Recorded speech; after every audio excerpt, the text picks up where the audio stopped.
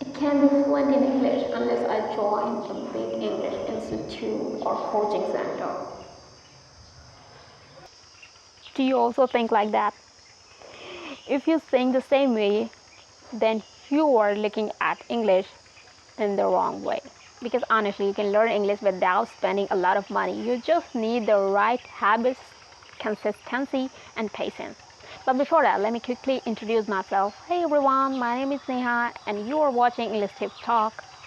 English with Neha, that was my old channel, my previous YouTube channel. That's why I got a habit of that. So hey everyone, I'm Neha and you are watching Learn English with Neha, a place where we learn English along with communication skill and confidence. So today I want to share something that genuinely helped me as someone who learned English mostly at home. So I want to share all of that really helped me through my English learning journey. And I want to share this not as a perfect English speaker or not as content creator, but as someone who's still improving and working on her English every single day. So let me guide you step by step on how you can learn English by yourself while staying at home. So the first thing I used to do was watch English content, and I still do, honestly. And in the beginning, I only watched things that I genuinely enjoy because I didn't want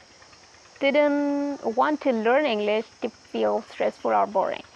So that's why I started learning with watching with something that I really love to watch.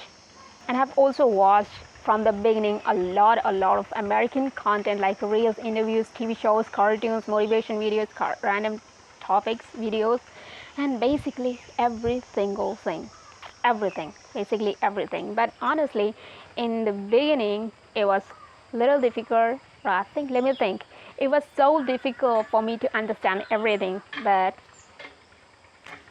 I still kept watching all of that because I was very curious to know about all of those things, and that's why I used to use that's why I used subtitle a lot. And I want to tell beginners something very important, that if you use subtitle, it's okay and it's completely normal at the beginning. And if you don't, I suggest you to watch English videos with subtitles, because a lot of people think that subtitles are cheating, but they actually help you to connect spoken English with your written English, and slowly your brain starts understanding sentence structures, pronunciation, expressions, and common phrases naturally.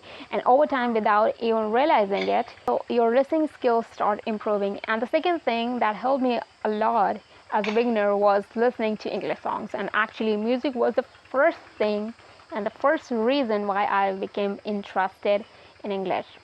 And I used to listen a lot of English songs every single day, and sometimes I even tried to sing them. Yeah, I used to sing those songs. So of course, if you're learning English, then I suggest you to start listening to English songs, because that can help you to build English speaking muscle memory. Yeah, that it can help you with that. Not with the pronunciation. A lot of people say that English songs can help you with pronunciation, but I personally experience it's not gonna help you a lot. It can help you a little, but not a lot with your pronunciation, because there are so many words sometimes hidden or mispronounced in a song. Like if you listen to Michael Jackson's song, he pronounced most of words in his own way. He knows the right pronunciation, but still he intentionally pronounces it in his own way, which is not a correct pronunciation. So that's why I suggest you to sing song to build a speaking muscle memory, but not for your pronunciation improvement. So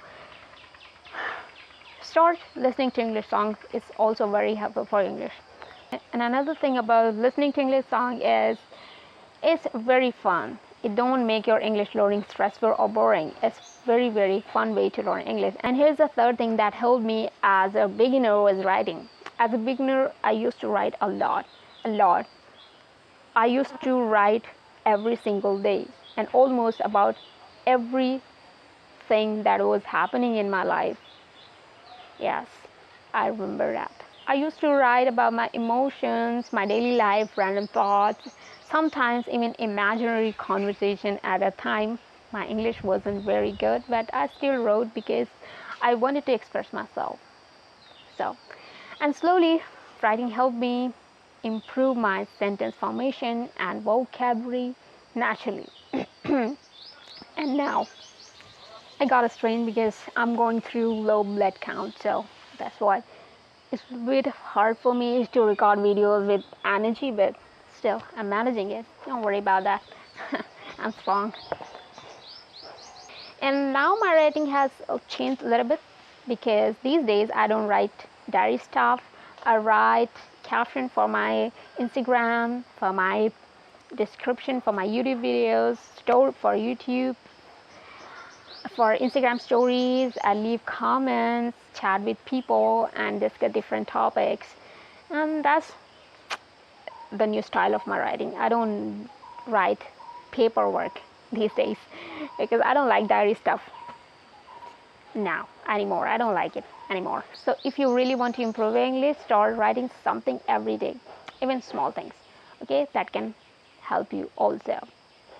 So now here comes the fourth thing that helped me to improve my English fluency was thinking and talking to myself in English. And honestly, I think a lot because I'm an overthinker. So sometimes I want to stop overthinking, but somehow this habit helped me improve my English a lot, especially with my fluency. So I started forming sentences in my mind, reacting to situations in English, and even having imaginary conversations with myself. It's the secret. I don't really want to tell you, but I'm telling you to because I want to help you with your English. So that, and when it comes to English speaking practice, a lot of people talk about mirror practice, but I really never did mirror practice because I don't have a big mirror. Yes. That's why instead of that, I used to record myself in English. Like these kind of videos is also part of my English practice. I don't record these videos as for my YouTube content. I record them for my English practice as well. Yeah, love this. So, and honestly, recording yourself helps a lot because you notice your mistake, your mispronunciation, and confidence level, and speaking habits, and also your expressions. So, yeah, this is how I learn English mostly at home. And at the end, I want to say just one thing, that you don't need expensive coaching or perfect conditions to start English learning. You can start with your phone, your curiosity, and small daily habits. So start if you have a phone. You just need a smartphone. So that's all for today's video. Now tell me about yourself. How are you learning English at home, and what's the biggest difficulty you face while learning English at home? Tell me in the comments because I really enjoy reading your comments. And I'm not lying. I'm not lying. Sometimes I fumble like this, like stupid. So, and knowing about you and about your journey it really gives me a sense of pleasure. It's really make me happy to know, and also make me happy to know if I'm helping you with my English videos. So tell me all of that in my comment. I'm really looking forward to.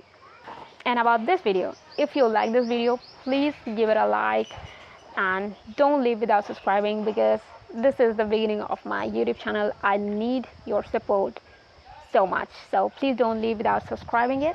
And yes, I'll see you in another video with another great topic.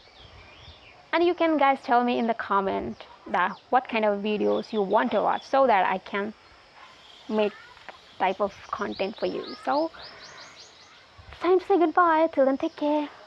Bye bye and love you.